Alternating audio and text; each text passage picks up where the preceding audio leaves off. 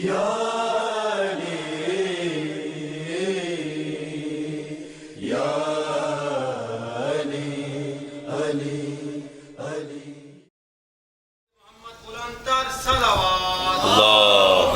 صل على محمد وآل محمد وعجل فرج. اعوذ باللہ من الشیطان الرجیم. بسم اللہ الرحمن الرحیم. الحمد للہ رب العالمین والصلاة والسلام علی سید الانبیاء والمرسلین حبیب الہ العالمین ابی القاسم محمد. اللہم صل علی محمد وآل محمد وعجل وعلی آلہ الطیبین الطاہرین سیما بقیۃ اللہ فی الارضین. قال اللہ تعالی فی کتابہ الکریم. بسم اللہ الرحمن الرحیم. ونريد ان نمن علی الذین استضعفوا فی الارض ونجعلہم ائمہ ونجعلہم الوارثین. ایک بار پھر درود بھیجیے گا محمد و آل محمد. محمد وعجل فرجہ. خدا آپ کے روزوں کو قبول فرمائے انشاءاللہ. جسم کی جو طاقت نکل رہی ہے اس کو اور زیادہ اضافہ فرمائے انشاءاللہ. روح کی جو طاقت آپ کی بڑھ رہی ہے اس میں بھی اور زیادہ اضافہ فرمائے انشاءاللہ. ایک بار پھر درود بھیجیے گا محمد و آل محمد. صلی علی محمد و آل محمد. یہ تقریباً تمام ایسی جگہوں کے اوپر جہاں پر ماہ مبارک رمضان میں پروگرام ہو رہے ہوتے ہیں اس میں یہ ہوتا ہے کہ شروع میں انسان اور جن فرشتے سب مل کے شرکت کر رہے ہوتے ہیں. تو اس میں دو حصوں میں تقسیم کرنا پڑتا ہے پروگرام کو کہ پہلا وہ پروگرام ہے جو جنوں فرشتوں انسان سب کے لیے ہے. اس کے بعد کچھ دیر کے بعد وہ حصہ شروع ہوگا جو سارے انسانوں کے لیے. تو اب اس میں یہ ہوتا ہے کہ بھئی اگر آپ نے بہت امپورٹنٹ بات جنوں اور فرشتوں کو سنا دی تو وہ تو پہلے سے ہی سنے ہوئے ہوتے ہیں تو ان بیچاروں کو سننے کا کیا فائدہ ہوتا ہے.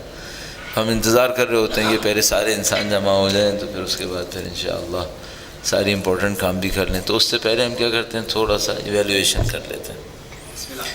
اس ایویلیویشن کا ایک حصہ یہ ہوگا کہ کل آپ کی خدمت میں نماز پر توجہ کے عنوان سے چند عرائض پیش ہوئے اور ہم نے آپ کی خدمت میں عرض کیا تھا کہ اگر آپ نے پہلی نماز اور آنے والی چند نمازوں کے اوپر توجہ نہیں دی تو اس کا مطلب یہ ہے کہ یہ بات آگے نہیں بڑھے گی.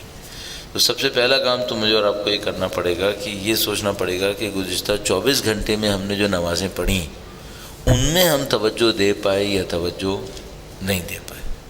اچھا اگر توجہ نہیں دے پائے تو پھر ایک بات تو یہ سمجھ میں آئی کہ ہمیں بار بار تکرار کی ضرورت ہے. بار بار تکرار کی ضرورت ہے. یعنی اس کا مطلب یہ نہیں ہوگا کہ ہم توجہ نہیں دے پائیں گے. ہم دے پائیں گے لیکن ہمیں تکرار بار بار چاہیے. تو ہم کیا کرتے ہیں کہ شروع میں ایک بار پھر یاد دلا دیتے ہیں کہ بھئی اس کے اوپر تفصیلی بات ہوئی تھی کہ آپ قیام جب کر رہے ہوتے ہیں تو اس کی مصلحت کیا ہوتی ہے. جب رکوع کر رہے ہوتے ہیں تو وہ علامتی طور پر کیا کہنے کے لیے ہوتا ہے. جب آپ سجدے میں جاتے ہیں تو کیا ہوتا ہے.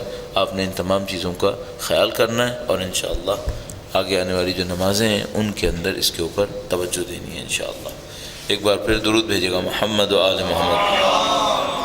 صلی علی محمد و آل محمد وعجل فرجہ. ہم لوگ جو طالب علمی کے دور سے گزر رہے ہیں ہم سب لوگ تو اس طالب علمی میں ہوتا یہ ہے کہ کچھ چیزیں آپ کو سننے کو ملتی ہیں کچھ سمجھنے کو نظر آتی ہیں اور کچھ چیزیں آپ کے ذہن کے اوپر نقش ہو جاتی ہیں. کچھ چیزیں گویا چھپ جاتی ہیں.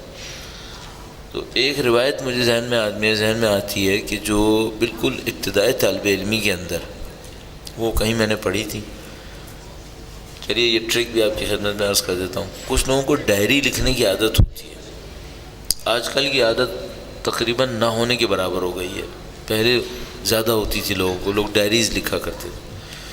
اچھا اگر آپ کو ڈائری لکھنے کی عادت ہے یا ڈائری لکھنے کی عادت نہیں ہے کم سے کم یہ کر لیں کہ روزانہ کچھ پڑھنے کی عادت بنا لیں. چاہے ایک صفحہ روزانہ کچھ پڑھنے کی عادت بنا لیں. تو آپ کے بیڈ روم میں آپ کے بیڈ کے ساتھ جو ہے کوئی ایک آدھ کتاب رکھی ہو. ایک صاحب نے دستور یہ بتایا تھا کہ ہر وقت آپ کے پاس ایک کتاب ہونا ضروری ہے. میں نہیں کر پاتا, میں اس لیے اس کو نہیں بتا رہا ہوں. تو انہوں نے کہا تھا ایک زمانے میں اس کے اوپر پریکٹس کرتا تھا.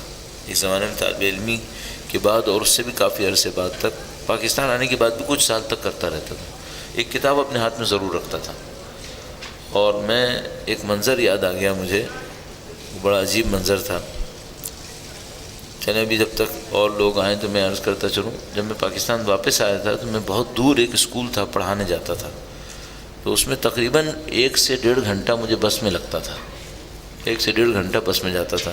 کوچز وہاں پہ چلتی ہیں شہر کے اندر, تو 1 سے 1.5 گھنٹہ کوچ میں جاتا تھا, 1 سے 1.5 گھنٹہ واپس آتا تھا. اور اس میں ایک عام دن کے اندر 5-6 بسیں بدلتا تھا. ایک عام دن میں 5-6 بسیں بدلتا تھا.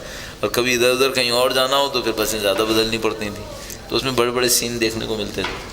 تو ایک دفعہ مجھے یاد ہے میں ایک منی بس میں جا رہا تھا, اور اس منی بس میں جاتے جاتے وہ برابر میں ایک بندہ بیٹھا ہوا تھا. بہت کم سیٹ ملتی تھی لیکن اس دن سیٹ مل گئی تھی. تو وہ ایک برابر بندہ بیٹھا ہوا تھا, اور وہ علل الشرائع شیخ صدوق کی پڑھ رہا تھا. شیخ صدوق کی علل الشرائع منی بس میں بیٹھ کے پڑھ رہا تھا. اور شاید یہ بھی تعجب کی بات کم ہو تو جو پڑھ رہا تھا اس کے حال حلیے سے مجھے سمجھ میں آ رہا تھا کہ یہ دوستی میں نہیں پڑھ رہا ہوگا. اس کا حال حلیہ بڑا خطرناک تھا. تو میں تھوڑی دیر تک تو برداشت کرتا رہا. پھر تھوڑی دیر کے بعد میں نے اس سے کہا ایسے ہی کہ یہ کیوں پڑھ رہے ہو؟ تو اس نے ہم لوگوں کا نام لے کر کہا یہ ان کی کتاب پڑھ رہا ہوں. میں نے کہا مجھے معلوم ہے ان کی کتاب ہے, پڑھ کیوں رہے ہو؟ کہنے لگا یہ دیکھنے کے لیے پڑھ رہا ہوں کہ یہ لوگ کیا کہتے ہیں. تو میں سوچنے لگا کہ کاش ہم لوگ بھی یہ دیکھنے کے لیے پڑھ لیتے کہ ہم لوگ کیا کہتے ہیں. وہ تو پڑھ رہا ہے یہ دیکھنے کے لیے کہ ہم کیا کہتے ہیں, اور ہم یہ دیکھنے کے لیے بھی نہیں پڑھ رہے کہ ہم کیا کہتے ہیں. ہمیں کچھ کرنا پڑے گا, ہمیں کچھ کرنا پڑے گا. ایک راستہ اس کا یہی جو میں نے آپ کی خدمت میں عرض کیا, ہر رات سونے سے پہلے ہر 24 گھنٹے میں کچھ پڑھ لیں, کم سے کم کچھ چیزیں تیار رکھیں اپنے ہاتھ میں. کتاب ہو ایسی ویسی, بیڈ روم کے ساتھ ہو, یہاں پر ہو, جہاں پہ آپ کا کبھی دل چاہے کتاب اٹھا کر آپ نے 1-2 صفحے پڑھ لیے. اس میں نے ایک درس لیا تھا ایک دوست سے, ایران میں ہوتے تھے. بالکل اسٹارٹنگ میرے ایجوکیشن کا جب شروع ہوا تھا تو اس وقت کی بات ہے. تو ایک دوست تھے, انہوں نے ہسٹری پہ ان کی بہت گرفت تھی, ہسٹری کے اوپر ان کو کافی مہارت حاصل تھی. تو میں نے اس سے پوچھا کہ تمہارا ہسٹری میں انٹرسٹ کیسے بنا؟ تو اس نے کہا کہ میرے ماموں جو ہیں وہ اچھے بھلے ہسٹورین ہیں. تو میں نے کہا کہ تمہارے ماموں نے کس یونیورسٹی سے پڑھا؟ تو اس نے کہا کہ میرے ماموں نے کسی یونیورسٹی سے نہیں پڑھا. وہ ایسی آدمی تھے اور وہ نارمل تھا. میں نے ان کا پوچھا پروفیشن کیا تھا؟ تو اس نے کچھ تھوڑا جھجک کے بعد مجھے بتایا کہ وہ موچی تھے. اب یہ فیلڈ کہاں رہی ہیں, ویسے کہاں ملے گا آپ کو, لیکن اس نے بتا دیا. کہنے لگا کہ میرے ماموں موچی تھے. میں نے کہا بھائی موچی تھے اور ٹھیک ٹھاک ہسٹورین تھے تو یہ کیسے ہو گیا؟ کہنے لگا کہ ایک دفعہ وہ دکان بند کر رہے تھے, اپنی موچی تھے دکان بند کر رہے تھے, تو وہ جیسے ہوا ہوتی ہے نا, ایک دم سے ہوا اڑ کے آتی ہے, تو کچھ کاغذ کچھ کوڑا ان کے دکان کے اندر آ گیا. تو وہ جو کوڑا انہوں نے باہر نکالا تو اس میں کاغذ بھی تھا.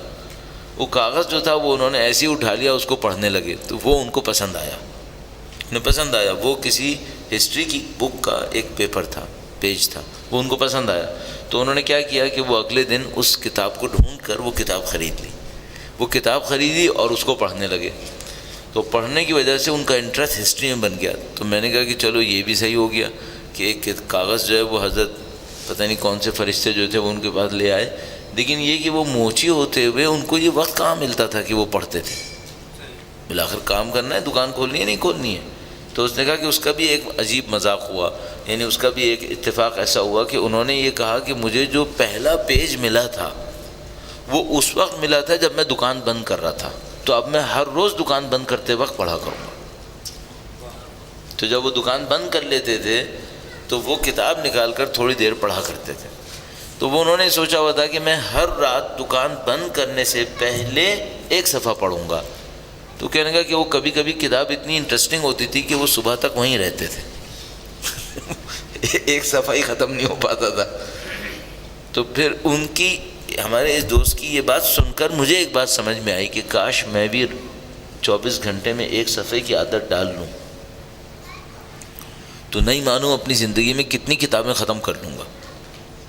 تو میں آپ کو بھی مشورے کے طور پہ یہی عرض کروں گا, ایسا کر لیں سونے سے پہلے دن بھر میں کہیں 1 صفحہ کسی کتاب کا پڑھ لیں.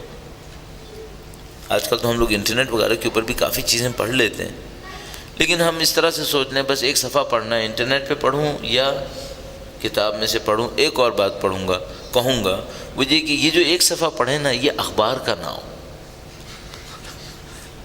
ورنہ اس سے کوئی زیادہ چیز نصیب نہیں ہوتی. اس میں کیا ہوتا ہے، وہ ہم خبریں پڑھ کے ٹینشن لیتے رہتے ہیں اور کچھ زیادہ نصیب نہیں ہوتا. علم کے طور پہ پڑھیں، ایک صفحہ ایسا ہو جو ہمیں علم دے کچھ. اچھا، بہترین علم کہاں سے ملے گا؟ مولا کی روایت آپ کی خدمت میں عرض کروں بالکل موقع کی مناسبت سے. شرقوا ام غربوا لن تجدوا علما نافعا الا عندنا. گویا اس طرح سے فرمایا مشرق میں جاؤ یا مغرب میں جاؤ، مفید علم ہمارے سوا کہیں نہیں ملے گا. مفید علم ان کے در پر ہے. تو آپ کیا کریں، آپ علم حاصل کرنے کے لیے اہل بیت کی روایات کی کوئی بھی کتاب اپنے گھر پہ رکھ لیں. رات کو سونے سے پہلے ایک دو روایات پڑھ لیا کریں، ایک دو روایات پڑھ لیں. اچھا، جو مثال کے طور پر الیکٹرانکس کے عادی ہیں وہ اس طرح سے رکھیں کہ ایک فیوریٹ بنا کے رکھ لیں. رات کو سونے سے پہلے کبھی وہ فیوریٹ ضرور کلک کر لیں. وہ فیوریٹ کلک کیا، کچھ پیجز کھل گئے اور ان پیجز میں سے ایک دو چیزیں پڑھ لیں.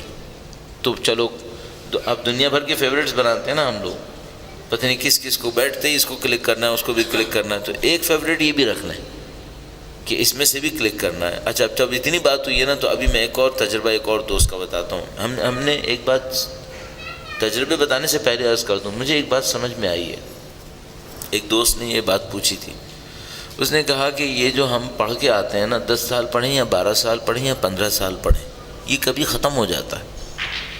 مثلا میں نے 12 سال پڑھا قم سے، لوگوں کے سامنے بولنا شروع کیا، کتنے سال میں ختم ہو جائے گا؟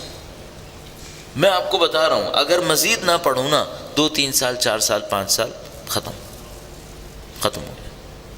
تو اس نے دوست ہمارے، میں جس پاکستان میں واپس آیا 96 میں، ایک مدرسے میں پڑھانے گیا. اس مدرسے کے پرنسپل نے بعض اوقات مجھے ساتھ بہت اچھے کام کیے، بہت اچھے کام کیے. ان میں سے ایک اچھا کام یہ کیا تھا، ان کو اردو بہت اچھی نہیں آتی تھی، کوشش کرتے تھے بیچارے، لیکن اردو بہت اچھی نہیں آتی. تو وہ کہنے کے زیدی بھائی آپ کو میں آج تنگ کروں گا. تو جب وہ، اس کا مطلب یہ ہوتا تھا مجھے کوئی نصیحت کرنے والے. تو میں نے کہا ہاں ضرور آپ تنگ کریں. تو وہ کہنے کے کہ میں تنگ کروں گا تو میں آپ کو یہ بتاؤں گا کہ یہ جتنے بھی لوگ پڑھا کے آتے ہیں نا قم سے نجف سے، یہ 10 سال پڑھیں یا 15 سال پڑھیں، 2 3 سال میں ان کا اسٹاک ختم ہو جائے گا. آپ یہ بتائیں، آپ 10 سال پڑھ گئے، آپ کا اسٹاک کتنے سال چلے گا؟ میں اگر سب کا 2 3 سال میں ختم ہوتا ہے تو میں کم بھی بولوں گا تو 4 سال کھینچ لوں گا، 5 سال کھینچ لوں گا. زیادہ بولوں گا تو 1 سال میں ہی ختم ہو جائے گا. کہنے کہ پھر آگے کا کیا ارادہ ہے؟ تو یہ بات ان کی بڑی خطرناک تھی کہ بھئی آگے کا کیا ارادہ ہے؟ بعد میں تم ریپیٹیشن کرو گے اور کیا کرو گے؟ تو اپن نئی بات کو دینے کو ہوگی نہیں. اچھا، جب آپ ریپیٹیشن دیں گے تو اس کا مطلب کیا ہے؟ اس کا مطلب آپ زندگی کی مشکلات حل نہیں کریں گے، لوگوں کا وقت برباد کریں گے. بس برباد کریں گے، کیونکہ زندگی کی مشکلات تو ہر روز نئی مشکلات ہی رہتی ہے نا. آپ نئی چیز دیں گے نہیں تو آپ لوگوں کی مشکل حل نہیں کریں گے، آپ لوگوں کا وقت برباد کریں گے. تو پھر میں نے کہا بھائی اس کا تو واقعاً کوئی سیریس حل ہونا چاہیے. پھر ایک حل مجھے سمجھ میں آیا، اور وہ حل یہ سمجھ میں آیا کہ زندگی میں لوگوں سے سیکھنا شروع کریں. لوگوں سے سیکھو، اور سب سے بڑھ کر اپنی غلطیوں سے سیکھو. اگر کوئی انسان اپنی غلطیوں سے سیکھنا شروع کر دینا تو ایک چیز جو کبھی ختم نہیں ہوتی وہ ہماری غلطیاں ہیں. کبھی ختم نہیں ہوتی. سیکھنے کی یہ کتاب کبھی ختم نہیں ہوتی. آپ سیکھتے چلے جائیں گے، سیکھتے چلے جائیں گے. دوسرا، لوگوں سے سیکھیں. لوگوں سے سیکھیں. لوگوں سے کیسے سیکھتے ہیں؟ یہ جو لوگ آپ سے مجھ سے گفتگو کر رہے ہوتے ہیں نا، یہ ان گفتگو کے اندر کہیں بڑی بڑی باتیں کر دیتے ہیں. مجھے بہت ساری مثالیں یاد آ رہی ہیں. میں ایک مثال صرف آپ کی خدمت میں عرض کرتا ہوں. کراچی میں ایک نئی روڈ بنی تھی، بڑی اچھی روڈ بنی، چوڑی سی. اس کے اوپر ٹیکسی چل رہی تھی. تو میں نے ٹیکسی ڈرائیور سے کہا کہ یہاں دیکھو نئی روڈ بن گئی ہے نا، اب یہاں پہ مشکل حل ہو جائے گی. تو وہ کہنے لگا کہ نہیں مولا، نہیں یہ کراچی کی ٹریفک حل نہیں ہوگی. مجھے نہیں پہچانتا تھا کہ میں مولانا ہوں یا نہیں ہوں، میں ایسی ٹیکسی میں سفر کرتا تھا، اس وقت کی بات بتا رہا ہوں. تو کہنے لگا نہیں یہ مشکل حل نہیں ہوگی. تو میں سمجھا یہ ایسی جیسے ٹیکسی ڈرائیور ہوتے ہیں نا، ہر بات میں منمیخ نکالنے والے، کیڑے نکالنے والے، تو یہ ویسے ہوں گے. تو میں نے اس سے کہا کہ کیوں بھائی، کیوں حل نہیں ہوگی؟ تو کہنے لگا کہ یہ ٹریفک جو ہے نا وہ روڈوں سے حل نہیں ہوتی ہے، یہ جب تک ایک دوسرے کا احترام نہیں کریں گے حل نہیں ہوگی۔ ارے بھائی ٹیکسی ڈرائیور نے کہنے لگا جب تک رسپیکٹ نہیں کریں گے نا ٹریفک حل نہیں ہوتی۔ اوہو، میں نے کہا یار یہ اس نے بڑی پتے کی بات کہی۔ واقعی کہنے لگا رسپیکٹ کریں نا، اگر رسپیکٹ کریں تو چھوٹی جگہ میں بھی گاڑی نکل جائے گی، رسپیکٹ نہیں کرتے ہر ایک آدمی گھسنے کی کوشش کرتا رہتا ہے، پھر تو بڑی روڈ بھی خراب کر دیتے ہیں لوگ۔ بات اس کی بالکل صحیح ہے۔ تو ہمیں لوگوں سے سیکھنا چاہیے، اطراف کے لوگوں سے سیکھنا چاہیے، ٹیکسی ڈرائیور، مزدور، پتہ نہیں کون سب لوگ کچھ نہ کچھ سکھا سکتے ہیں۔ تو میں ایک دفعہ دبئی میں تھا، ایک صاحب آئے، انہوں نے کہا قرآن کریم کے بارے میں کچھ بات ہوئی، انہوں نے کہا مولانا میں ایک کام کرتا ہوں، میں آپ کو بتاتا ہوں۔ میں کہا بہت اچھی بات ہے بتائیں۔ تو وہ یہ کام کرتے ہیں، کہنے کہ میں ہر روز جب قرآن کریم پڑھنے لگتا ہوں نا تو ایک پیپر اپنے ساتھ رکھتا ہوں، قرآن کریم کے اندر ہی ایک صفحہ رکھتا ہوں، اس صفحے کو میں نے 2 کالم بنائے ہوئے ہیں، بیچ میں ایک لائن لگائی ہے رائٹ لیفٹ، رائٹ کے اوپر لکھا ہے ڈو اٹ، لیفٹ پہ لکھا ہے ڈونٹ ڈو اٹ، کرو ہرگز نہ کرو۔ کہنے کہ میں قرآن پڑھتا رہتا ہوں اور اس سے نکالتا رہتا ہوں قرآن کریم کیا کہتا ہے کہ کرو اور کیا کہتا ہے کہ نہ کرو۔ کہنے کہ میں نے سارے قرآن کریم سے نہ کرو نہ کرو کرو نہ کرو سب نکال کے رکھا ہوا ہے۔ اب میں اپنی زندگی میں کیا کرتا رہتا ہوں، وہ جو کرو نہ کرو ہے اس پر عمل کرتا رہتا ہوں۔ جب بھی میں کسی آیت تک پہنچتا ہوں اپنے آپ سے پوچھتا ہوں یہ جو قرآن نے کہا نا کرو، یہ میں کر رہا ہوں یا نہیں کر رہا، کیوں نہیں کر رہا؟ اور اگر قرآن کریم نے کہا نہ کرو تو میں دیکھتا ہوں ایسا تو نہیں کہ میں کر رہا ہوں، دیکھیں کتنا آسان راستہ ہے قرآن کریم پر عمل کرنے کا۔ قرآن کریم آپ کے اور میرے اندر ریفلیکٹ ہونا شروع ہو جائے گا اگر میں اور آپ یہ کام کرنا شروع کریں۔ تو آسان ترین کام کیا ہے؟ لوگوں سے سیکھنا، اپنی غلطیوں سے سیکھنا، اور اس طریقے میں سے ایک طریقہ میں نے قرآن کریم کے سلسلے میں آپ کی خدمت میں عرض کر دیا۔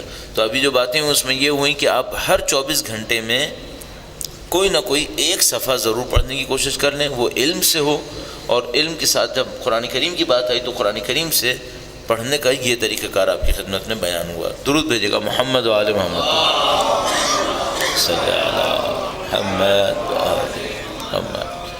اچھا، کل جو ہماری بات شروع ہوئی تھی تو اس بات کے اوپر شروع ہوئی تھی کہ ہمیں ماہ رمضان سے کچھ ایسا چلنا ہے کہ اگلے ماہ رمضان تک ہم اور بہتر بن جائیں۔ تو ایک پریکٹس، علیکم السلام ورحمۃ اللہ، ایک پریکٹس جو آپ کی خدمت میں عرض ہوئی وہ نماز میں توجہ دینے کی تھی، کہ اگر آپ نماز میں توجہ دیں گے تو میں آپ کو عرض کر رہا تھا کہ 1 سال اگر آپ توجہ دے دیں یقیناً آپ کہیں سے کہیں پہنچ جائیں گے۔ اگر 1 سال تک کوئی توجہ دے دیتا ہے یقیناً کہیں سے کہیں پہنچ جائے گا۔ اچھا، اب میں آپ کی کیا کروں گا، ایک پریکٹس کو اور بڑھواؤں گا۔ میں نے کل بھی کہا تھا کہ اگر آپ پوری بمبارڈمنٹ ایک ہی دن میں کر دیں گے تو لوگ پھر یاد نہیں رکھ سکیں گے، ایک ایک کر کے بتانا چاہیے۔ تو ایک میں نے آپ کو بتا دیا نماز میں توجہ کیسے دیں، 3 پوائنٹس بتائے تھے۔ ایک تو یہ کہ سوچیں خدا کے سامنے کھڑا ہوں، دوسری بات جو کہہ رہا ہوں اس کا ترجمہ کیا ہے، اور تیسری بات یہ جو میں حرکت انجام دے رہا ہوں کیسے انجام دوں، فلسفہ کیا ہے۔ قیام میں ایسے کھڑا ہونا ہے جیسے آقا کے سامنے غلام کھڑا ہوتا ہے، رکوع میں سر ایسے نکال کے کھڑا ہونا ہے، رکوع کرنا ہے جیسے میں اللہ کی راہ میں گردن کٹانے کو تیار ہوں، سجدے میں جانا ہے تو یہ تصور کرنا ہے کہ خدا میں تیرا ذلیل بندہ ہوں، اپنی ذلت کا اعتراف کرتا ہوں، پیشانی زمین کے اوپر رکھ کر اعتراف کرتا ہوں۔ صحیح۔ اچھا، اس چیپٹر سے آگے بڑھتے ہیں۔ میں ایک بات نوٹ کر رہا ہوں ان چند دنوں کے اندر جب سے یہاں پر ہوں، جب کبھی بھی اعلان ہوتا ہے نا فاتحہ پڑھیں، میں فاتحہ پڑھ رہا ہوتا ہوں، ابھی فاتحہ پوری نہیں پڑھتا لوگ درود پڑھتے تھے۔ کوئی جگہ آتی ہے جہاں پہ لوگوں کی آوازوں سے مجھے یہ سمجھ میں آ جاتا ہے کہ اب لوگ تسبیح شروع کر رہے ہیں، ابھی الحمدللہ پوری نہیں کرتا، پیچھے سے لوگوں کا درود آ جاتا ہے۔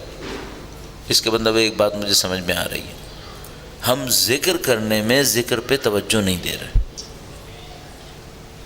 ذکر کرنے میں ذکر پہ توجہ نہیں دے رہے۔ اچھا، اب اس کے لیے میرے پاس ایک سولوشن ہے، میرے پاس ایک حل ہے۔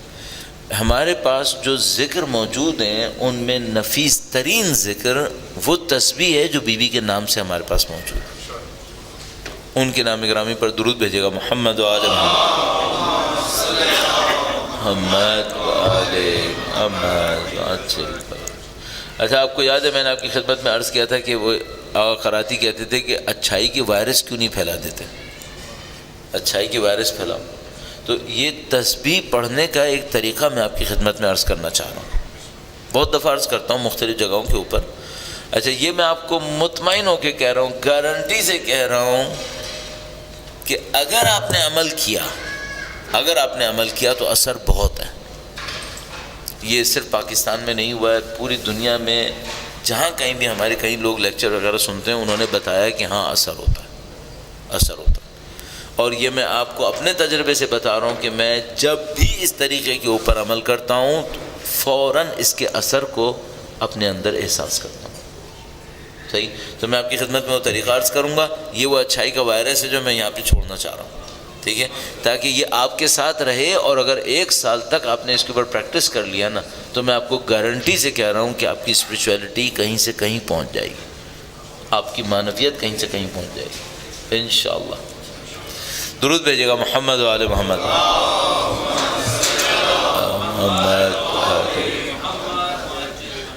تسبیح تو میرے خیال میں تقریباً سبھی پڑھتے ہیں نا بھئی. بعض نافلہ نمازیں ہوتی ہیں، کچھ لوگ پڑھتے ہیں کچھ لوگ نہیں پڑھتے.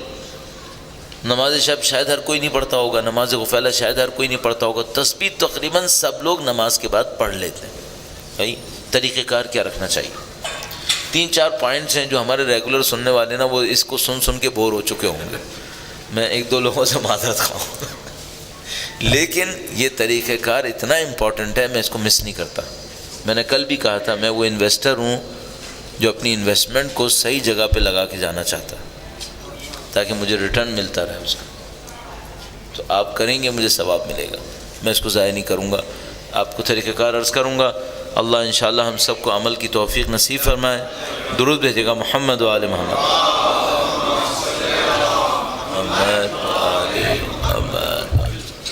پہلا کام یہ کیجیے گا، تسبیح پڑھنے میں تھوڑا سا ٹھہر کے پڑھیں، تھوڑا سا ٹھہر کے.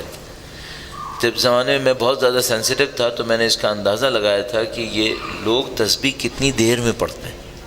آپ خود کبھی اپنے آپ سے پوچھ لیجئے گا. میں ایسے ہی بتا دیتا ہوں، میری جنرل ایویلویشن یہ تھی کہ لوگ 20 سیکنڈ میں تسبیح پڑھتے ہیں، 20 سے 25 سیکنڈ میں. اچھا اب یہ جو تسبیح ہے اس میں الفاظ کتنے ہیں؟ مثلا اللہ اکبر 2 لفظ، صحیح. 34 دفعہ اللہ اکبر ہے تو 68 تو یہی ہو گئے. پھر 33 ٹائمز الحمدللہ، 33 ٹائمز سبحان اللہ، سب میں 2 لفظ ہیں. یہ کل ملا کر 200 ورڈز بنتے ہیں، 200 الفاظ، صحیح. اگر کوئی انسان اس کو 20 سیکنڈ میں پڑھ رہا ہے تو اس نے 1 سیکنڈ میں کتنے الفاظ کہے ہیں؟ 10. اگر کوئی انسان 1 سیکنڈ میں 10 الفاظ کہے تو میننگ فل ہو سکتے ہیں؟ امپاسبل. مجھے اچھا نہیں لگتا یہ کام، لیکن میں پہلی دفعہ شاید کرنے کی کوشش کر رہا ہوں. اگر میں 10 سیکنڈ میں 20 سیکنڈ میں تسبیح ختم کروں تو کیفیت یہ بنے گی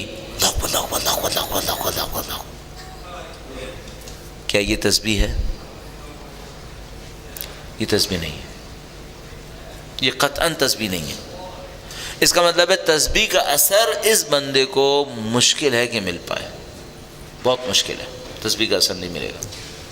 اچھا بس پہلا کام کیا کرنا چاہیے؟ پہلا کام یہ کرنا چاہیے تھوڑا سا ٹھہر کر اس کو پڑھنا، ٹھیک ہے.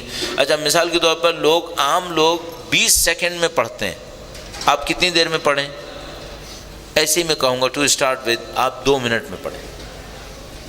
2 منٹ زیادہ ہوتے ہیں؟ 2 منٹ زندگی میں زیادہ ہوتے ہیں کیا؟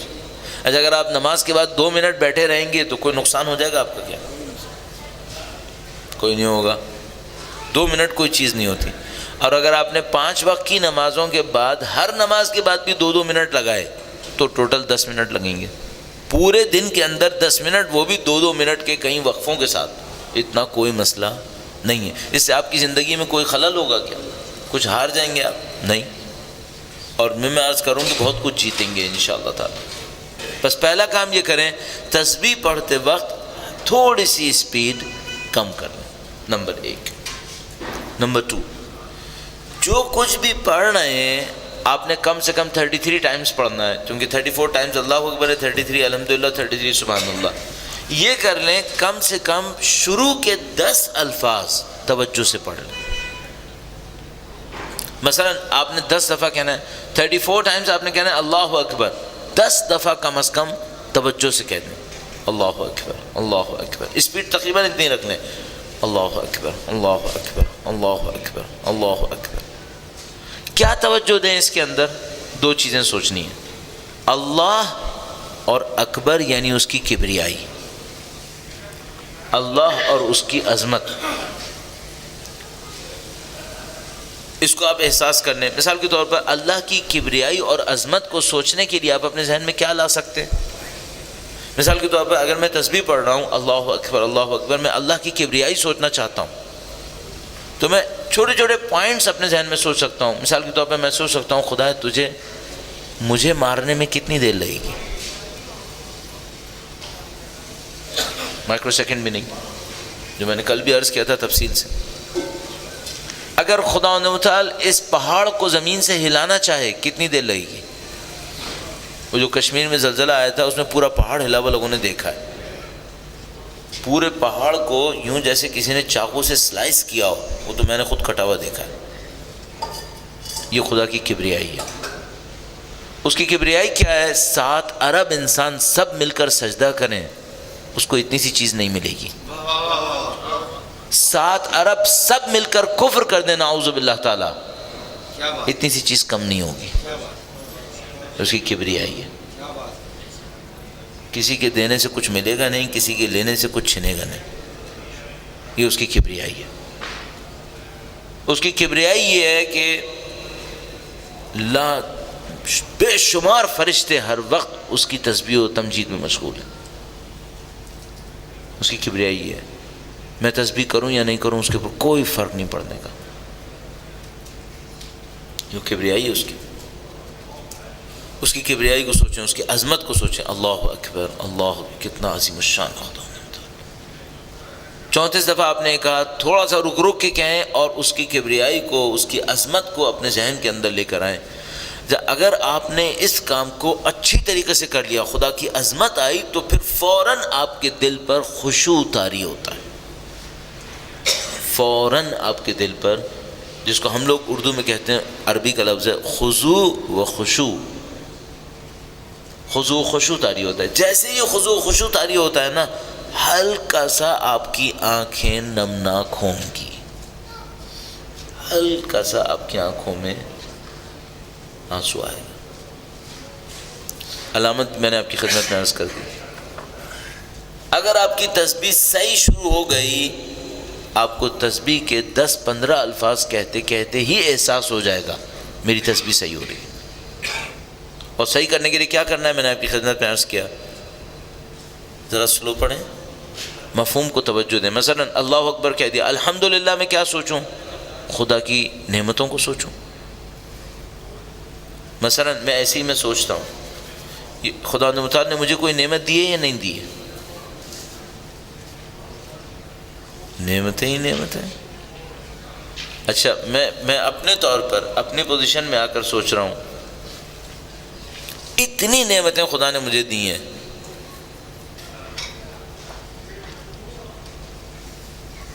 50 گرام کا ایک میرے جسم میں ٹکڑا ہے، اگر وہ نہیں ہوا نا میں مارا گیا. وہ کیا ہے؟ میری زبان. کٹنے کی دیر ہے، کٹنے کی دیر ہے. دیکھیں اب میں کیسے عرض کر رہا ہوں. تقریباً 1200 کلپس ہیں میرے ویب کے اوپر، انٹرنیٹ کے اوپر تقریباً 1200 کلپس میرے موجود ہیں ریکارڈڈ، جو میں نے اسپیچز کی ہیں. یہ ساری اسپیچز کی داستان کیسے ختم ہو جائے گی؟ یہ زبان کا شروع کا چھوٹا سا ٹکڑا کٹ گیا، ختم. اچھا اس کو کٹنے میں کتنی دیر لگے گی؟ دانتوں کے درمیان ہی آ جائے نا معاملہ ختم ہے. کبھی کبھی میں ڈرائیونگ کر رہا ہوتا ہوں نا، اور کبھی میری زبان دانتوں کے درمیان میں آتی ہے اور اچانک یا تو میں دانت کے پیچھے سے لے جاتا ہوں کہ بھائی ابھی کوئی جھٹکے میں پھنس گیا تو میری دبا نہیں گئی. کتنی دیر لگنی ہے؟ کچھ بھی نہیں، ختم. پھر اسپیچز زیرو. پھر میرا کیا کام ہے؟ جو خدا کی نعمتوں کا شکر بجا لانا چاہیے. خدا نے کیا یہ سب کچھ، خدا کی نعمتوں کو شکر بجا لانا. بس جب آپ کہیں الحمدللہ تو کیا کریں؟ خدا کی نعمتوں کو یاد کریں. جتنا بھی آپ یاد کر سکتے ہیں، 10 20 5 6 جتنا بھی آپ کے ذہن میں آتی. اولاد آپ کو خدا نے نعمت دی، یاد کریں. اطاعتیں جو خدا نے دی ہیں، نعمتیں دی ہیں. اچھا آخر میں سبحان اللہ پہ پہنچے تو کیا کریں؟ سبحان اللہ پہنچیں، خدا ان متعال کے بارے میں سوچیں، اپنے اس کے تعلق کے بارے میں سوچیں. خدا میرے اندر کمی ہے، کمی میرے اندر ہے، میں تیرا حق ادا نہیں کیا. ایک تسبیح کے اندر 2 منٹ کے اندر آپ یہ سب چیزیں سوچ سکتے ہیں. 2 منٹ میں اللہ اکبر اللہ اکبر اللہ اکبر، اللہ کی کبریائی کو سوچوں، پھر الحمدللہ الحمدللہ، اللہ کی نعمتوں کو شکر بجا لو. ظہر کے بعد تسبیح پڑھی، کچھ نعمتوں کا شکر کروں. عصر کے بعد تسبیح پڑھوں، کچھ اور نعمتوں کا شکر کروں. ظہر کے بعد پوری تسبیح الحمدللہ، اولاد کا شکر کروں. الحمدللہ الحمدللہ خدا تو نے اولاد دی. عصر کے بعد الحمدللہ کہنے میں اپنے جسم کی نعمت کا شکر کروں. خدا تو نے مجھے صحت دی، توانائی دی ہے. خدا تو نے مجھے رزق دیا، روزگار دیا. خدا تو نے مجھے دوسروں کے سامنے ہاتھ پھیلانے سے بچا دیا. یہ آپ نے تسبیح پڑھ لی. تسبیح تھوڑی سی ہلکی پڑھیں، مفہوم کے ساتھ پڑھیں. مفہوم میں نے آپ کی خدمت میں عرض کر دیا. ایک اور کام کر لیں. اگر آپ نے یہ کام بھی اس کے ساتھ کر لیا نا تو میرا میتھڈ یہاں پر پورا ہو جائے گا. جو میں عرض کرنا چاہ رہا تھا وہ یہاں پہ ختم ہو جائے گا.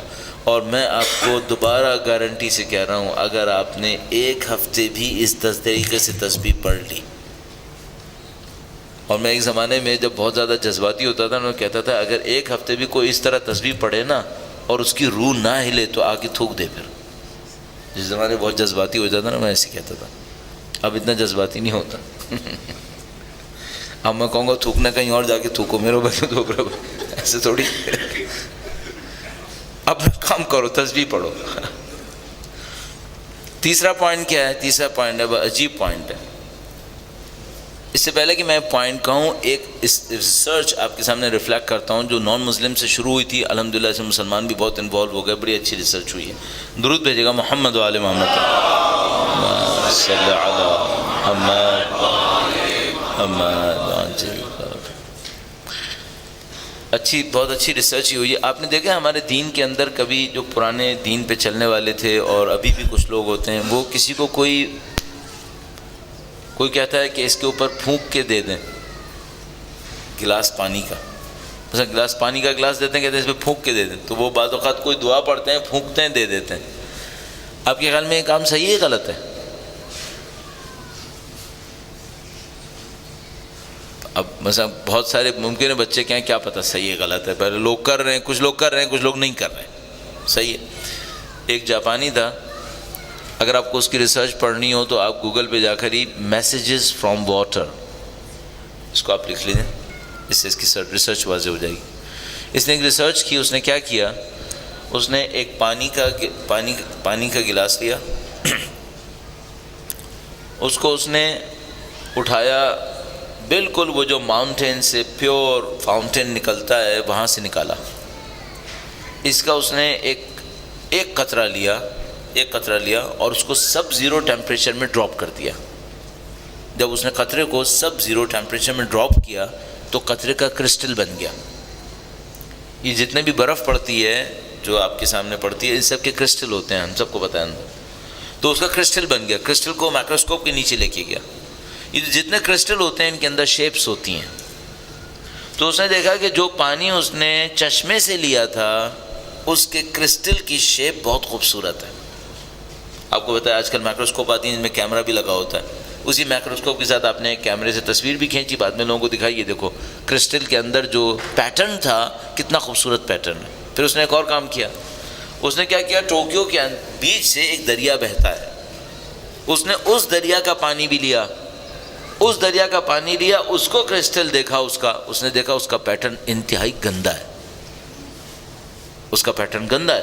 اچھا اس کو سمجھ میں آ گئی بات کہ اس میں پولوشن آ گئی ہے، پولوشن آنے کی وجہ سے پیٹرن خراب ہو گیا ہے، تو اس نے کیا کیا کہ وہی فاؤنٹین کا جو پانی تھا وہ 2 گلاسوں میں بھرا، 2 گلاسوں میں بھرنے کے بعد وہ لے کر آیا، ایک ریسٹورینٹ کے اندر اس نے رکھ دیا، اور ریسٹورینٹ کے اندر 2 لوگ لڑ رہے تھے ان کے برابر میں رکھ دیا۔ اب جو کرسٹل بنایا تو دیکھا اس نے کہ وہی فاؤنٹین کا جو پانی تھا نا اس کا کرسٹل خراب ہو گیا، کرسٹل خراب ہو گیا، اس کا پیٹرن خراب ہو گیا۔ اس نے کہا بھئی یہ کیا معاملہ ہے؟ پھر اس کے بعد اس نے ایک اور تجربہ کیا، اس نے گلاسز میں پانی رکھے اور گلاسز کے اوپر اسٹیکر لگا دیے مختلف زبانوں میں، شکریہ، تھینک یو ویری مچ، یہ وہ پتہ نہیں کیا کچھ، اور ایک اور سیٹ آف گلاسز لیے اور ان سب کے اوپر تھریٹس لگا دیا، گوئنگ ٹو کل یو، اور یہ کروں گا میں، وہ کر دوں گا۔ ایک دن کے بعد ان کے پیٹرنز دیکھے، دیکھا جتنوں کو اس نے تھینک یو وغیرہ کہا تھا ان کا پیٹرن اچھا ہے، جو تھریٹ والے تھے ان سب کا پیٹرن خراب ہو گیا، سب کا پیٹرن خراب۔ ان کی اس ریسرچ کو کنکلوڈ کیا اس نے اس بات کے اوپر کہ پانی اپنے انوائرمنٹ سے متاثر ہو رہا ہے، پانی اپنے انوائرمنٹ سے متاثر ہو رہا ہے۔ اچھا اس کے بعد ایک خاتون تہران میں تھی، انہوں نے ایک اور کام کیا، انہوں نے مختلف دعاؤں کے پیٹرنز کو چیک کرنا شروع کر دیا۔ قرآن کریم سناؤ پانی کو، پھر دیکھو اس کا کرسٹل کیسا بنتا ہے۔ دعائے کمیل سناؤ، تو اس نے لکھا، اس نے اپنی جو ریسرچ پبلش کی اس میں لکھا دعائے جوشن کبیر کا پیٹرن، دعائے کمیل کا پیٹرن، قرآن کریم کا پیٹرن۔ صحیح ہے؟ اچھا اس کا ہم سے کیا تعلق بنا؟ اس کا ہم سے ایک اور، اس کے بعد اس نے ایک اور بات کہی، کہنے کا اس کو سب سے خطرناک مسئلہ جو ہے وہ کیا ہے، وہ یہ کہ ہم لوگ 70% پانی ہیں، ہم لوگ 70% پانی ہیں۔ اس کا مطلب کیا ہے؟ اس کا مطلب یہ ہے کہ اگر 2 ماں باپ لڑ رہے ہیں تو بچے کے 70% پہ برا اثر پڑ رہا ہے، بچے کی 70% پہ برا اثر پڑ رہا ہے، چونکہ 70% بچہ پانی ہے۔ اچھا اب میں اس کو ذرا سا ایسی کو دوں، اچھا اگر وہ بچہ ماں کی شکم میں ہو پھر تو شاید 100% پانی ہے، پھر وہ 100% پانی۔ اچھا یہ تو چلو وہ دوسرے کے اوپر اثر ڈالنا ہے، وہ خود بھی تو 70% پانی ہے، خود جب وہ کسی سے لڑ رہا ہے تو اس کے اپنے اوپر اثر پڑ رہا ہے نہیں پڑ رہا ہے؟ اپنے اوپر بھی برا اثر پڑ رہا ہے۔ اچھا اس بحث کا ہماری تسبیح والی بحث سے کیا تعلق ہے؟ ہاں اب میں تعلق جوڑتا ہوں۔ میں نے سوچا کہ بھئی اگر یہ ایسا ہے تو پھر میں اپنے وجود کے اوپر، میرے اندر جو سب سے بڑا لیکوڈ ہے وہ کون سا ہے؟ میرے اندر جو سب سے بڑا لیکوڈ ہے وہ بلڈ ہے، یہ میری پوری باڈی میں گھومتا ہے اور میری پوری باڈی کے ایک سیل تک پہنچتا ہے اس کا اثر۔ پھر میں نے ایک اور کام سوچا، اب پتہ نہیں دماغ میں کہاں سے یہ بات آ گئی، میرے دماغ میں یہ بات آئی کہ جو میں تسبیح پڑھ رہا ہوں، اگر میں یہ سوچ کر پڑھوں کہ میرا دل جو پمپنگ اسٹیشن ہے یہ تسبیح پڑھ رہا ہے، صحیح ہے؟ اب مثال کے طور پہ میں نے کہنا ہے اللہ اکبر اللہ اکبر، تو میں کیا سوچوں؟ زبان سے ادا کروں گا لیکن میں سوچوں گا کیا؟ جیسے یہ جو میرا دل ہے نا، یہ جو دھڑک رہا ہے یہ کہہ رہا ہے اللہ اکبر اللہ اکبر اللہ اکبر، صحیح ہے؟ تو یہ جو اللہ اکبر اس کا اثر خون پہ آئے گا یا نہیں آئے گا؟ آئے گا۔ پھر وہ خون جسم میں کہاں تک پہنچے گا؟ ہر جگہ، باڈی کی ہر سیل تک پہنچے گا۔ اس کا مطلب کیا ہوگا؟ ذکر خدا میرے جسم کے ذرے ذرے تک پہنچے گا۔ ہم نے جو تسبیح پڑھنے کا طریقہ کار بتایا اس میں 2-3 حصے ہو گئے۔ نمبر 1 آہستہ پڑھیں، اسپیڈ کم کریں۔ نمبر 2 میننگز کے اوپر کچھ توجہ دیں۔ اللہ اکبر اللہ کی کبریائی، الحمدللہ خدا کی تعریف، سبحان اللہ نقص و عیب اپنی طرف، خدا میں نہیں ہے۔ تیسری بات یہ کہی کہ جب آپ ذکر کریں تو یہ سوچیں جیسے آپ کا یہ جو دل ہے یہ ذکر کر رہا ہے، اللہ اکبر اللہ اکبر اللہ اکبر الحمدللہ۔ میں آپ کو گارنٹی سے پھر دوبارہ کہہ رہا ہوں، کہنے کو تو میں کہہ دوں گا، یہ میں نے کہہ دی تسبیح کا طریقہ کار، میں چلا جاؤں گا، لیکن اگر آپ نے اس پر عمل کر لیا، جب بھی آپ عمل کریں گے آپ اپنے وجود پر اس کا اثر دیکھیں گے، جب بھی آپ کریں گے۔ اور بڑی تعجب کی ایک بات ہوئی، اس کا ایک اثر ہے جو میں نے آپ کی خدمت میں کچھ عرض کیا کچھ نہیں عرض کیا، وہ اثر میں دیکھا میرے اوپر ہوا، پھر میں نے یہ طریقہ کار پہلی دفعہ انٹرنیٹ پہ بتایا اپنی ایک اسپیچ میں۔ پھر کہیں میں بیٹھا تھا چیٹنگ کے لیے، تو کسی نے کینیڈا سے مجھے اپروچ کیا اور انہوں نے کہا کہ مجھے اس پہ بات کرنی ہے تسبیح کے طریقے پہ۔ میں نے کہا جی فرمائیے۔ تو انہوں نے کہا کہ اس کے نتیجے میں فلاں تبدیلی آتی ہے، آپ پر بھی آئی تھی؟ تو مجھے سمجھ میں آیا کہ ہاں یہ جو تبدیلی آتی ہے یہ گلوبل ہے، صرف پاکستان میں نہیں آ رہی، کینیڈا میں بھی آ رہی ہے۔ پھر ایک دفعہ میں دبئی گیا، وہاں پر بھی ایک خاتون نے مجھ سے کہا کہ مجھے کچھ سکھائیں، تو میں نے ان کو کہا کہ میں آپ کو تسبیح کا یہ طریقہ سکھاتا ہوں۔ تسبیح کا طریقہ میں نے مغرب سے پہلے سکھایا۔ انہوں نے کہا میں کب پڑھوں؟ میں نے کہا ابھی مغرب کی نماز پڑھی گا، اس کے بعد پڑھ لیجیے گا۔ مغرب کی نماز پڑھ کر فوراً انہوں نے مجھے کانٹیکٹ کیا، کہنے کہ مولانا آپ کہہ رہے تھے کہ ایک ہفتے میں اثر ہوگا، میں نے 10 دفعہ اللہ اکبر کہا تھا، وہ اثر شروع ہو گیا تھا۔ میں نے تو ابھی 10 دفعہ کہا تھا۔ تو مجھے یقین ہو گیا کہ ہاں یہ جو تسبیح کا اثر ہے یہ ہے صحیح۔ اب آپ کو یہ اثر ملنا چاہیے، اس شرط کے ساتھ جو میں نے آپ کی خدمت میں عرض کیا۔ اب اس کو انجام دیجئے، آپ کے دل کی پاکیزگی کے لیے، نورانیت کے لیے، آپ کی روح کی بلندی کے لیے انشاءاللہ بہت مفید نسخہ ہے۔ انشاءاللہ خدا آپ کو اور مجھے انجام دینے کی توفیق نصیب فرمائے۔ اس توفیق کے حصول کے لیے بآواز بلند درود بھیجیں۔ محمد و آل محمد، محمد آل محمد وعجل فرج۔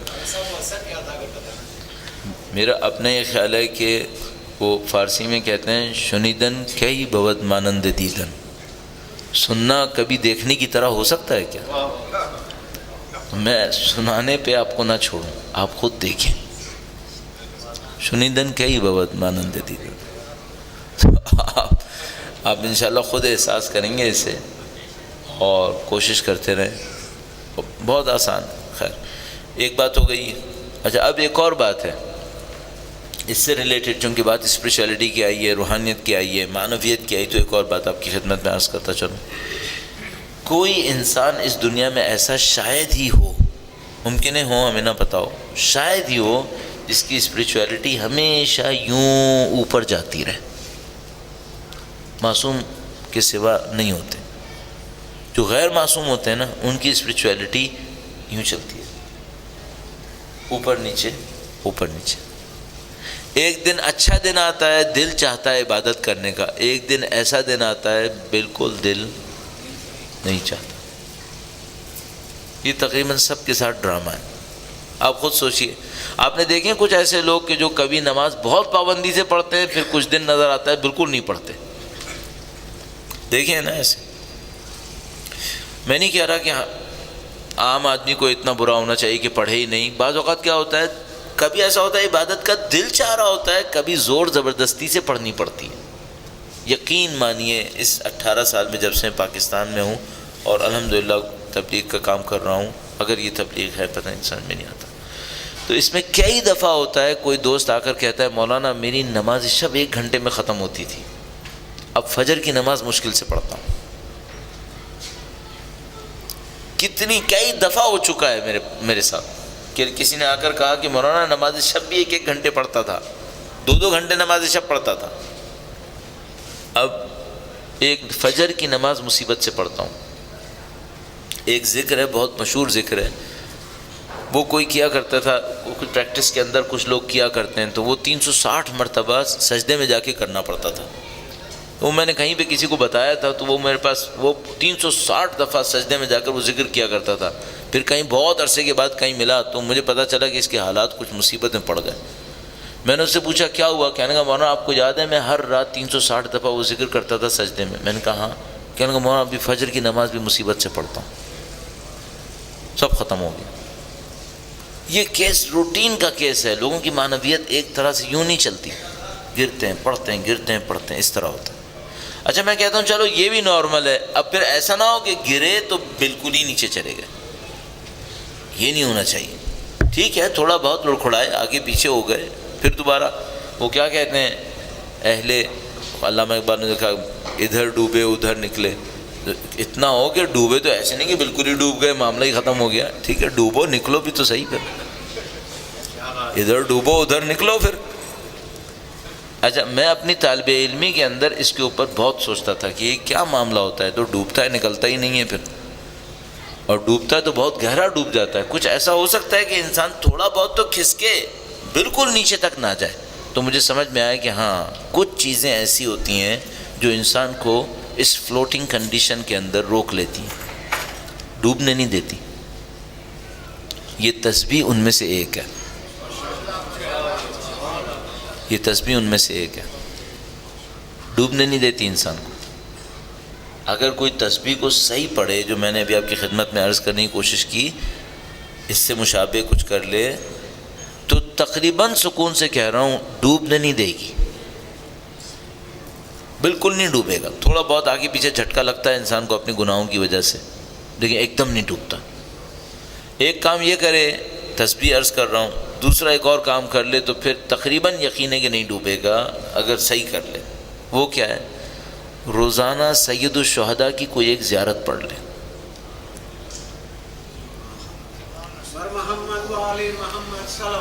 اللہم صلی علی محمد وآل محمد وعجل فرج ان الحسین مصباح الہدی و سفینۃ النجات۔ سفینہ نجات، نجات کی کشتی، ڈوبنے نہیں دیتی۔ اگر کوئی اس سے متصل رہے، امام حسین کا نام ڈوبنے نہیں دے گا، ہمیشہ ہدایت کے راستے پہ رہے گا۔ بس اذان محترم، یہ جو فلکچویشن آتا ہے اسپریچویلٹی کے اندر، اس کا سلوشن کیا ہے؟ اس کا میں نے کہا سلوشن تو یہ تو نہیں ہوگا کہ فلکچویلٹی نہ آئے، نہیں آئے گی ابھی بھی، لیکن کمپلیٹ نہ ڈوبے، اس کے لیے دو کام کر لے۔ نمبر ایک، یہ جو تسبیح میں نے آپ کی خدمت میں عرض کیا، اس کو اس طرح سے پڑھ لے۔ نمبر 2، سید الشہداء کی کوئی ایک زیارت ہر روز کرے۔ اچھا زیارت کا بھی ایک ادب ہے، زیارت کا بھی ایک ادب ہے۔ حتی الامکان آپ کوشش کریں جب زیارت کریں تو یہ سوچیں کہ جس کی زیارت کر رہے ہیں وہ سامنے کھڑے ہیں۔ حتی الامکان کوشش کریں آپ جس کی زیارت کر رہے ہیں، جن امام معصوم کی زیارت آپ کر رہے ہیں، ان امام معصوم کو سوچیں کہ وہ سامنے کھڑے ہیں۔ آپ کی زیارت رنگ ہی کچھ اور ہو جائے گا، اس کا اثر کچھ اور ہو جائے گا۔ یہ چھوٹی چھوٹی سی باتیں ہیں انسان محترم، جس کے ذریعے سے ہم اپنی اسپریچویلٹی کو، اپنی روحانیت کو تقویت دے سکتے ہیں، اپنے آپ کو اسٹرینتھ دے سکتے ہیں۔ اگر کوئی اس سے اور اس میں کہ اور کوئی اضافہ تو میں پہ عرض کروں گا، پھر کوشش کرے اپنے لیے ایک شیڈیول بنائے، اس شیڈیول پہ کمپرومائز نہ کریں۔ مثلا اس نے کہا میں زیارت عاشوراء ہر روز پڑھوں گا، پھر کوشش کرے پڑھے۔ سید الشہداء کی کوئی ایک زیارت پڑھوں گا، پھر ہر صورت میں کوشش کرے پڑھنی ہے بس۔ قضا ہو جائے کوئی بات نہیں، قضا کے ساتھ پڑھ لیں۔ مثلا اس نے سوچا میں صبح کو پڑھوں گا، صبح کو نہیں پڑھ سکا دوپہر میں پڑھ لیں، دوپہر کو نہیں پڑھ سکا رات کو سوتے وقت پڑھ لیں۔ اپنے اوپر کچھ پابندی ڈالیں تو ان چیزوں کا پھر اثر ہوتا ہے، انسان کی روحانیت کے اوپر اثر ہوتا ہے۔ کل جو بات ہوئی تھی وہ یہیں سے شروع ہوئی تھی، ماہ مبارک رمضان ہے، اور یہ ماہ مبارک رمضان چند دنوں کے اندر اختتام پذیر ہو جائے گا، چند دن رہ گئے ہیں صرف۔ ہمیں کچھ ایسا کام کرنا پڑے گا کہ اس کا امپیکٹ ہمارے اوپر اگلے سال تک رہے، اور اگلے سال تک اس سال کی اسٹارٹنگ سے بہتر اسٹارٹنگ نصیب ہو۔ تو دو چیزیں میں نے ابھی تک آپ کی خدمت میں عرض کی ہیں۔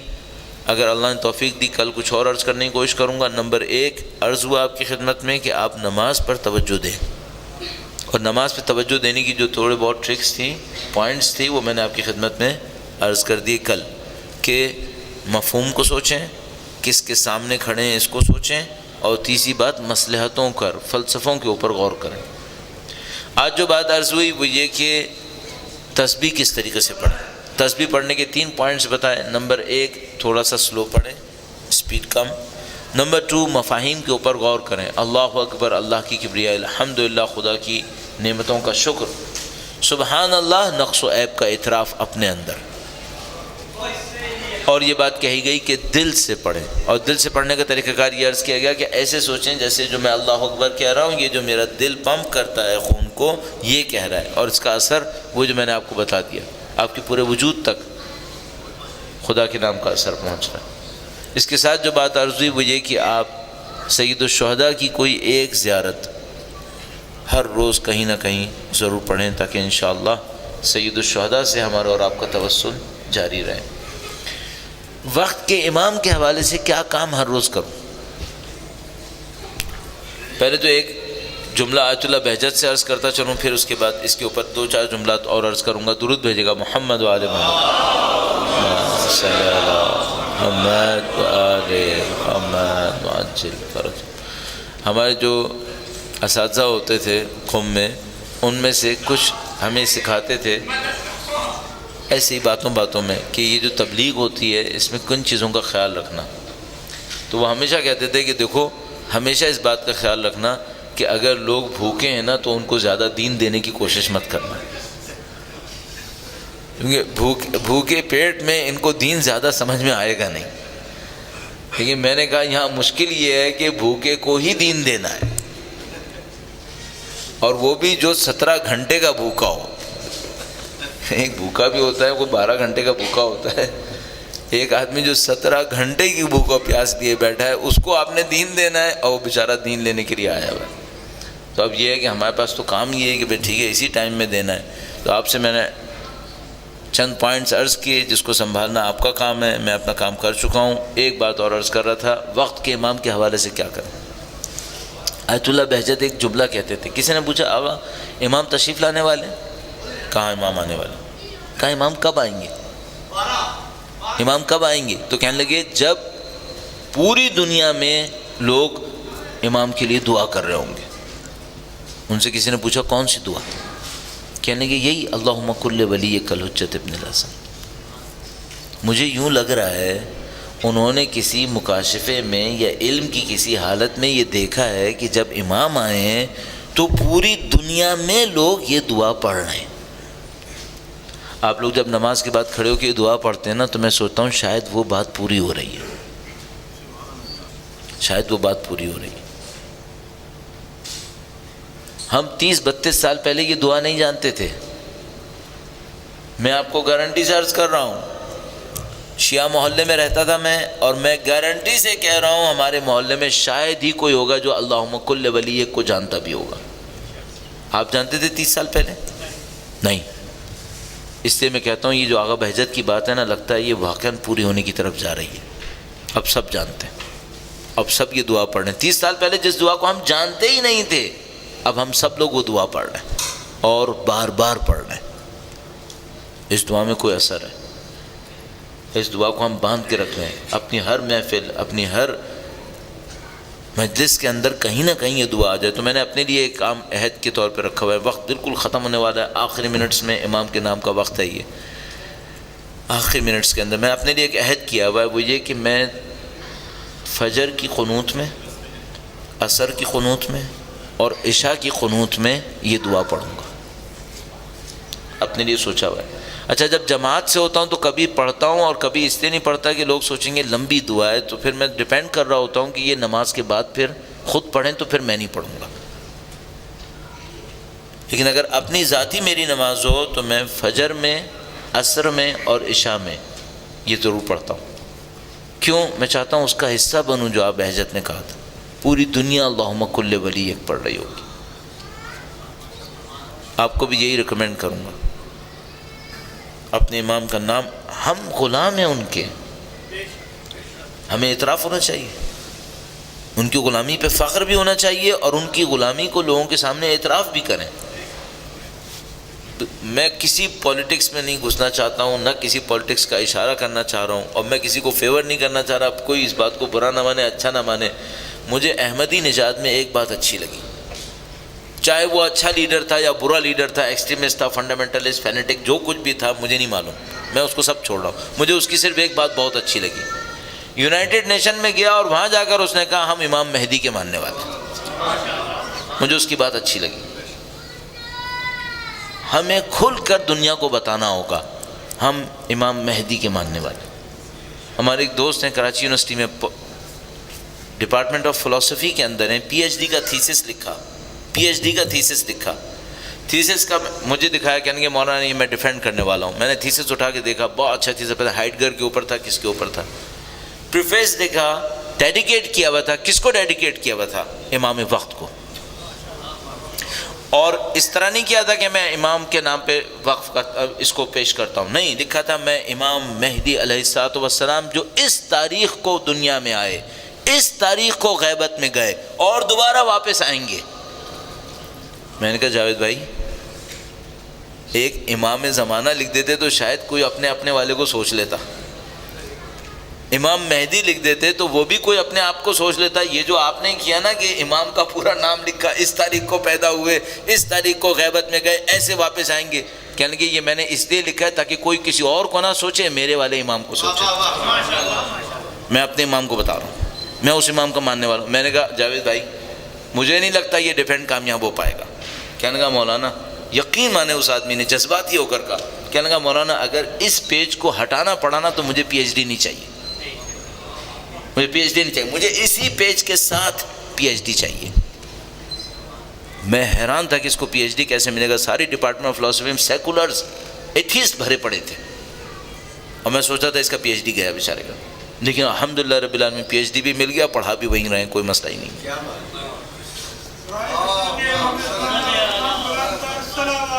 اللہم صلی علی محمد آل محمد اجل.